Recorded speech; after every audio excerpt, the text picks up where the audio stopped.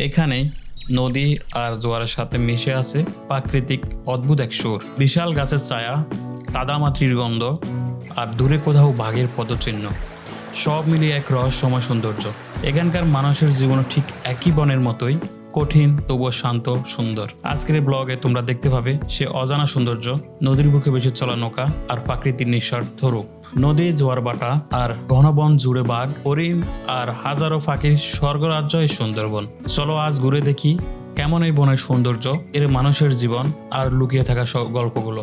তাহলে চলো শুরু করি আজকের সুন্দরবন ভ্রমণ। তাই বসে পড়ো আর উপভোগ করো আজকের সুন্দরবনের সফর আমার সাথে। আমি রিয়াজুল রাকিব, শুরু করছি আজকের যাত্রা।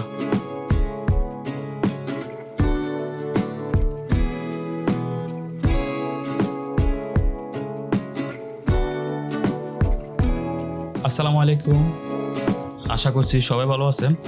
তো আমাদের আজকে যাত্রা সুন্দরবন ইতিমধ্যে জেনে গেছেন। আমরা শুরু করছি আমাদের মহিফাল থেকে।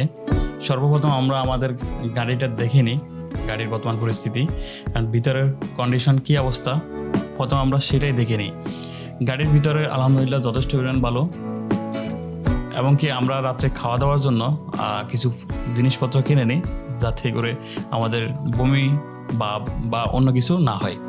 তো যাত্রা শুরু করে দিই আমরা মহিফাল থেকে শুরু করে আমরা সর্বপ্রথম যাত্রা বিরতি দিই কুমিল্লাতে বিরতি দেওয়ার পর আমরা আবারও গাড়িতে উঠে যাওয়ার পর ছোটো ভাই বড় ভাই সবার সাথে দেখা হয়, কথা হয়, সবাই অনেক খুশি সুন্দরবন যাচ্ছে। ফেনী থেকে সুন্দরবন তেমন একটা মানুষ যাওয়া আসা করে না। রওনা হওয়ার পরই আমরা এখন গোপালগঞ্জ আছি। গোপালগঞ্জ নাস্তা সেরে রাত আনুমানিক 2টা বা 3টা হবে, ঘড়ি দেখা হয় নাই। করে আমরা মোংলা বাস স্ট্যান্ডে, সেখানে গিয়ে আমরা সর্বপ্রথম নামাজ পড়ে আমাদের খাবার দাবার শেষ করে নেয়। এখন ভোর 6টা, আমরা নামাজ শেষ করছি। এখন হচ্ছে আমাদের টিম থেকে আমাদেরকে খাবার দেওয়া হবে। ভোর নামাজের পর অবস্থা খুবই সুন্দর। তো আমরা এখন খাবার খাবো ইনশাল্লাহ। দেখা যাক এরা কী খাবার দেয় আজকে সকাল। ওখানে আছি আমরা মোংলা বাস স্ট্যান্ড। আমরা সকালের নাস্তা বা সকালে খাবার সেরে নিচ্ছি আল আরাফা রেস্টুরেন্ট থেকে।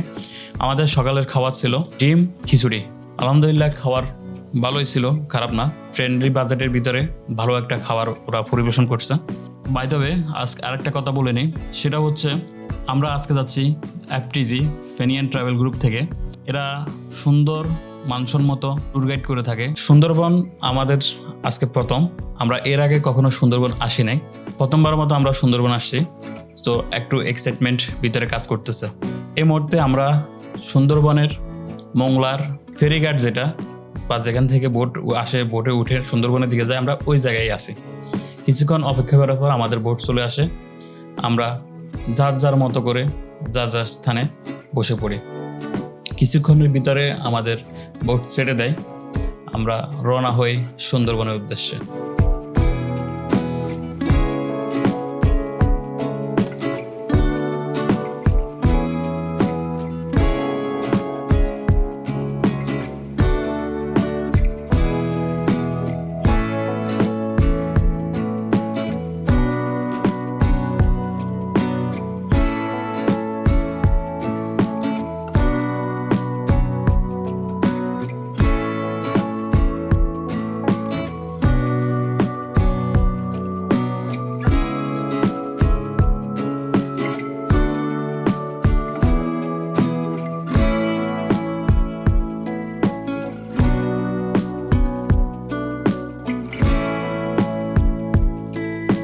এই মধ্যে আছে আমরা সুন্দরবন করমজল।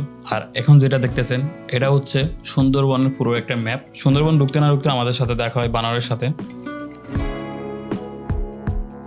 এবং কি হরিণের সাথে দেখা হয়, কুমিরের সাথে। সব কিছু ঘোরাফেরা করে আমরা চলে যাই বিভিন্ন স্থানে। যদিও বলা হয়নি, সুন্দরবন ঢোকার আগে প্রচুর পরিমাণ বৃষ্টি শুরু হয়। বৃষ্টি হওয়াতে আমাদের পুরো ট্যুরটাই বেঁচতে যায়। আল্লাহর অশেষ রহমতে প্রায় আধা ঘন্টা বা 1 ঘন্টা পরে বৃষ্টি বন্ধ হয়। দেন আমরা বেরিয়ে পড়ে আমরা আবার ভিডিও ছবি যে যার মতো করে তুলতে পারি।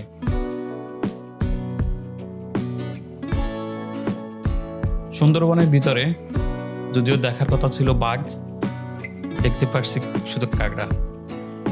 আবারও বলেনি, এটা একটি সুন্দরবনের সংরক্ষিত স্থান। এখানে বন বা অন্য কোনো রকম সিস্টেম নাই। এখন আমি যেখানে আছি সেটা হচ্ছে ওয়াচ টাওয়ার, সুন্দরবন। ভিউ কেমন সেটা মোটামুটি দেখতে পাচ্ছেন। আমার তো চেহারা অবস্থা খুবই খারাপ সারা রাত জার্নি করার কারণে। এটা হচ্ছে ভিউ, আলহামদুলিল্লাহ।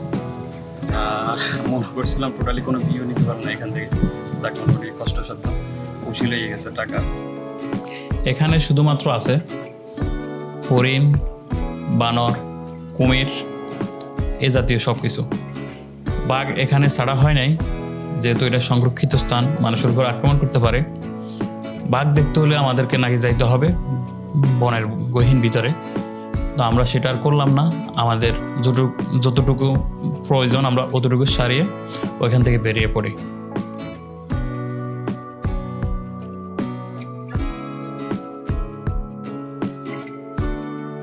আরেকটা কথা বলে নিই, আমাদের আজকের ট্যুরটা শুধুমাত্র সুন্দরবন নিয়ে এবং বাগেরহাট নিয়ে, খান জাহান আলী মাজার নিয়ে। তো আমরা আজকের পর্বে শুধুমাত্র সুন্দরবন নিয়ে কথা বলবো। পরবর্তীতে ভিডিও আরেকটা আসবে। ইন্টুতে প্রথমেই দেখছেন পর্ব 1, পর্ব 2তে আমরা বাগেরহাট ৬০ গম্বুজ মসজিদ, খান জাহান আলী মাজার এ নিয়ে আলোচনা করব। তো আজকের ভিডিও এতটুকুই। সবাই ভালো থাকবেন, সুস্থ থাকবেন, আমার জন্য দোয়া করবেন। ধন্যবাদ।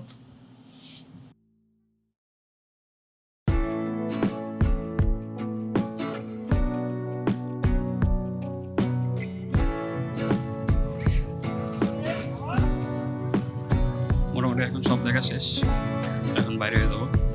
যদিও আমাদের ভোট 11টায়।